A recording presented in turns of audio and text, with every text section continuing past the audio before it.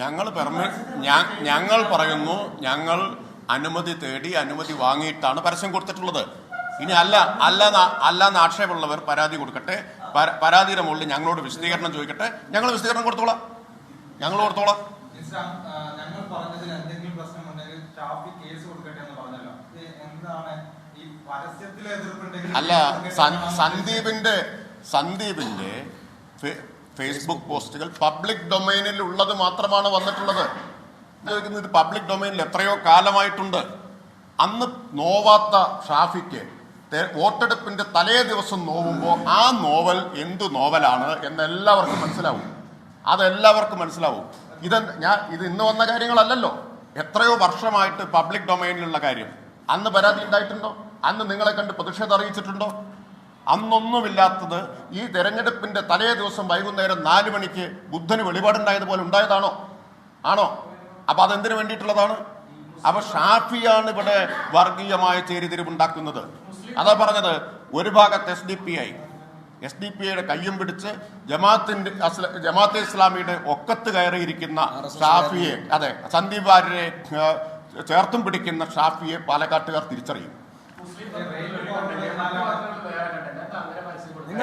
ഞാൻ ചോദിക്കട്ടെ, ഈ മുസ്ലിം പത്രം ഞാൻ ഒരു കാര്യം നോക്കട്ടെ.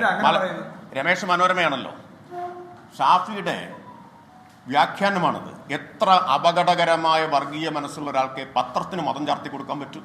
നാളെ നിങ്ങളെ എങ്ങനെ വിളിക്കും? അപ്പോൾ മാനേജ്മെന്റിന്റെ പേരിലാണെങ്കിൽ നിങ്ങളെ നാളെ എങ്ങനെ വിശേഷിപ്പിക്കും? നിങ്ങൾക്ക് എന്ത് ചാപ്പയടിക്കും? അല്ല, ഞാൻ പറഞ്ഞുതരാന്നേ. നിങ്ങൾ തെറ്റായ വ്യാഖ്യാനം അതാണ്. ഞങ്ങൾ ഇതൊക്കെ കേൾക്കൂ, ഞങ്ങളിതെല്ലാം പ്രതീക്ഷിച്ചതാണ്. കാരണം ഇത് കുറച്ചു കാലമായിട്ട് കേരളം കാണുകയാണ്. തെരഞ്ഞെടുപ്പ് ദിവസം രാവിലെ അല്ലെങ്കിൽ തൊട്ടു തലേന്ന് ഇത്തരത്തിലുള്ള വിവാദം ഉണ്ടാക്കൽ. ഇപ്പൊ പാലക്കാട്ട് എന്തുകൊണ്ട് വിവാദം ഉണ്ടാക്കേണ്ടി വന്നത്? ഇന്നലത്തെ കൊട്ടിക്കല്ലാസം കഴിഞ്ഞപ്പോൾ ഞങ്ങൾക്ക് ഉറപ്പായിരുന്നു ഇന്ന് വിവാദം ഉണ്ടാക്കിയിരിക്കും എന്നുള്ളത് ഉറപ്പായിരുന്നു. കാരണം അത്ര വലിയ ജനമുന്നേറ്റാണല്ലോ ഉണ്ടായത്. ഞങ്ങൾ 4 പത്രങ്ങൾക്ക് കൊടുത്തു. 4 കണ്ടന്റാണ് അല്ലേ? ഹിന്ദുവിന് കൊടുത്തതല്ല മാതൃഭൂമിക്ക്. കഴിഞ്ഞ ലോക്സഭാ തെരഞ്ഞെടുപ്പിന് മനോരമയ്ക്ക് തന്നല്ലോ. എന്താ അന്നൊന്നും ചോദിക്കാതിരുന്നത്? കഴിഞ്ഞ ലോക്സഭാ തെരഞ്ഞെടുപ്പ് ഒരു ഫുൾ പേജ് പരസ്യം മനോരമയ്ക്ക് തന്നല്ലോ. നിങ്ങളിപ്പോ മനോരമയുടെ ലേഖനം ചോദിച്ചല്ലോ, മുസ്ലിം പത്രമെന്ന് ചോദിക്കാവോ? അല്ല, നിങ്ങൾ അങ്ങനെ ചോദിക്കാവോ? ഒരു പത്രത്തെ, ഒരു ഡെയിലി ന്യൂസിനെ ഒരു മുസ്ലിം പത്രമായിട്ടാണോ ചിത്രീകരിക്കേണ്ടത്? അങ്ങനെ നിങ്ങളെ വ്യാഖ്യാനിക്കാൻ പറ്റുമോ? മനോരമ പത്രത്തെ അങ്ങനെ വ്യാഖ്യാനിക്കാൻ പറ്റുമോ? ഷാഫിയെ പോലെ ഒരാൾക്കല്ലാതെ ഇത്ര പച്ചയായി വർഗീയത പറയാൻ പറ്റില്ല. അതാ ഞാൻ പറഞ്ഞത്. നോക്കൂ, SDP-യുടെ കൈപിടിക്കുക, ജമാഅത്തിന്റെ തോള് കയറിയിരിക്കുക, എന്നിട്ട് പത്രങ്ങൾക്ക് മതം ചാർത്തി കൊടുക്കുക. ഇതൊക്കെ കേരളത്തിൽ ഒരാൾക്ക് സാമാന്യം ഒരു പരിഷ്കൃത സമൂഹത്തിൽ ജീവിക്കുന്ന ഒരാൾക്ക് പറയാൻ പറ്റുന്ന കാര്യമാണോ? ചെയ്യാൻ പറ്റുന്ന കാര്യമാണോ? പാലക്കാട്ടുകാർക്ക് ഇപ്പൊ തനി നിറം മനസ്സിലായി.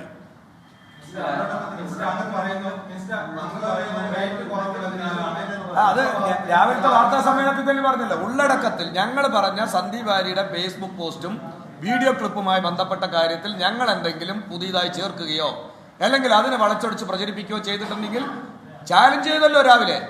കേസ് കൊടുക്കട്ടെ, നിയമ നടപടി സ്വീകരിക്കട്ടെ. നിങ്ങൾ ഞങ്ങളോട് നന്നായിട്ട് ചോദ്യം ചോദിക്കുന്നു, സന്തോഷം. ഷാഫിയുടെ അവിടെ ചോദ്യം ചോദിക്കാനിടയുള്ളവരെയും പങ്കെടുപ്പിക്കുന്നില്ലെന്നാണ് കേട്ടത് അല്ലേ? നിങ്ങൾ പോകുന്ന ആളുകൾ ചോദിച്ചോ? LDF ആവർത്തിച്ച് ചോദിക്കുന്നു, SDP-ഐ വോട്ട് വേണ്ടെന്ന് പറയുമോ? എന്താണ് അഭിപ്രായം? ചോദിച്ചോ? ഉത്തരം കിട്ടിയോ? പിന്നെ ജമാഅത്തെ ഇസ്ലാമിയുമായിട്ടുള്ള കൂട്ടുകെട്ടിനെ കുറിച്ച് ചോദിച്ചോ? ഉത്തരം കിട്ടിയോ? ജാംബവാന്റെ കാലത്താണ് ബാബറി മസ്ജിദ് തകർത്തത് എന്നതിനെ കുറിച്ച് നിങ്ങൾ ചോദിച്ചോ? എന്തെങ്കിലും ഒഴിഞ്ഞോ? ശ്രീ ഷാഫി പറമ്പിൽ എന്തെങ്കിലും ഒഴിഞ്ഞോ? ഇനി കഴിഞ്ഞ ദിവസം 48 മണിക്കൂർ മുമ്പ് ഖദറുടുപ്പിച്ച് കോൺഗ്രസ് ആക്കിയ സന്ദീപ് വാര്യർ ഇന്ന് RSS കാര്യാലയത്തിന് ഭൂമി കൊടുക്കും എന്ന് പറഞ്ഞതിനെ കുറിച്ച് നിങ്ങൾ ചോദിച്ചോ? മറുപടി കിട്ടിയോ? ചോദ്യം പ്രതികരിക്കുകയായിരുന്നു MP രാജേഷും EN സുരേഷ് ബാബുവും.